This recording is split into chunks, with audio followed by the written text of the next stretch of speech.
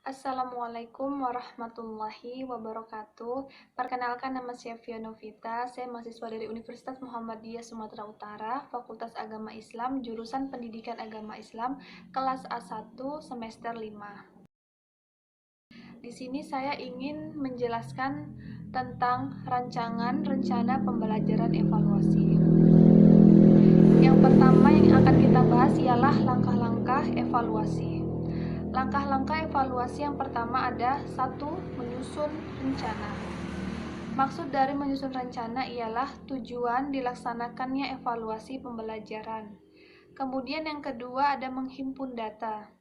Menghimpun data yang dimaksud ialah melaksanakan pengukuran evaluasi melalui tes. Tes terdiri dari 2 pilihan, yaitu bentuk soal tes dengan pilihan berganda atau bentuk soal tes dengan esai. Kemudian yang ketiga, melakukan verifikasi data. Yang dimaksud ialah penyaringan data sebelum diolah lebih lanjut. Ini termasuk seperti indikator soal. Kemudian yang keempat, mengolah dan menganalisis data. Yang dimaksud ialah mengolah nilai dari tes yang dilakukan. Kemudian yang kelima, menarik kesimpulan. Maksudnya ialah melihat hasil data tes yang telah dilakukan. Kemudian yang keenam, tindak lanjut hasil evaluasi. Maksudnya ialah jika hasilnya memenuhi nilai, maka evaluasi tidak perlu dilakukan. Tetapi jika hasilnya tidak memenuhi, maka evaluasi perlu dilakukan kembali. Kemudian saya akan mengambil contoh tentang rancangan evaluasi pembelajaran tingkat pendidikan SMP kelas 7, mata pelajarannya Pendidikan Agama Islam, materinya tentang akidah akhlak. Yang pertama ada kompetensi dasar. Kompetensi dasar dari akidah akhlak ialah siswa diharapkan mampu menghayati nilai-nilai akidah akhlak. Yang kedua, meyakini sifat-sifat wajib Allah serta sifat-sifat mustahil bagi Allah. Kemudian yang ketiga, siswa diharapkan mampu menghayati sifat ikhlas, taat dalam kehidupan sehari-hari. Yang keempat, siswa diharapkan mampu memahami dalil, dasar, dan tujuan akidah Islam. Yang kelima, siswa diharapkan mampu menerapkan adab, sholat, dan zikir dengan baik. Kemudian materi pembelajarannya yang seperti saya bilang, saya mengambil contoh akidah akhlak. Kemudian ada indikator soal. Yang dimaksud dengan indikator soal ialah yang pertama, disajikan soal siswa dapat menyebutkan nilai-nilai akidah akhlak dalam Islam. Kedua, siswa dapat menuliskan apa saja sifat-sifat wajib bagi Allah serta sifat-sifat mustahil bagi Allah Subhanahu wa Ta'ala. Kemudian yang ketiga, siswa dapat menerapkan serta mencontohkan sifat ikhlas dan taat dalam kehidupan sehari-hari.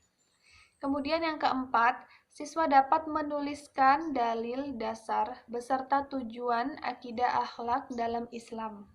Yang terakhir, siswa dapat menuliskan bagaimana tata cara sholat yang baik dan benar.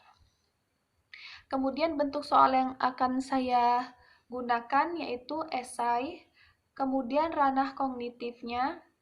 Di sini saya mengambil ranah kognitif. Kenapa? Karena ranah kognitif ialah ranah yang berkaitan hasil belajar intelektual yang meliputi 6 aspek, yaitu pengetahuan, pemahaman, aplikasi, analisis, sintetis, dan evaluasi.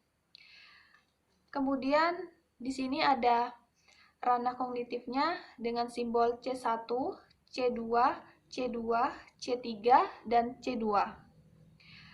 Yang dimaksud ialah pasti kita agak bingung dengan simbol-simbol seperti ini, jadi saya akan menjelaskannya. C1, yang dimaksud C1 adalah kemampuan seseorang untuk mengingat-ingat kembali yang telah dipelajari. Jadi C1 ini ialah maksud dari soal yang akan saya berikan. Yang pertama ialah apa yang Anda ketahui tentang nilai-nilai akidah Islam. Di sini saya memakai ranah kognitif C1, di mana C1 adalah kemampuan seseorang untuk mengingat-ingat kembali yang telah dipelajari.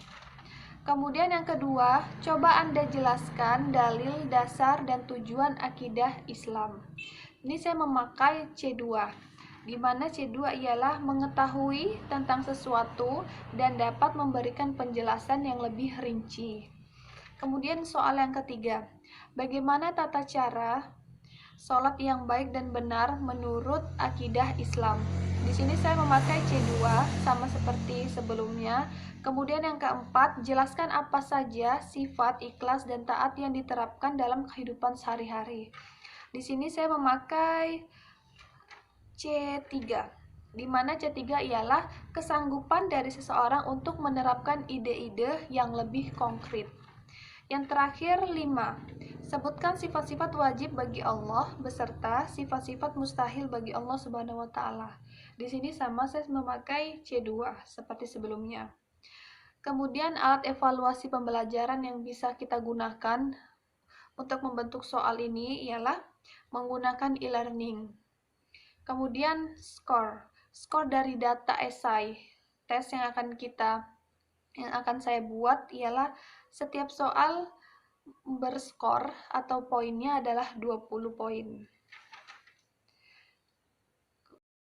Mungkin itu saja yang dapat saya sampaikan. Kurang dan lebihnya saya mohon maaf. Semoga video ini bermanfaat.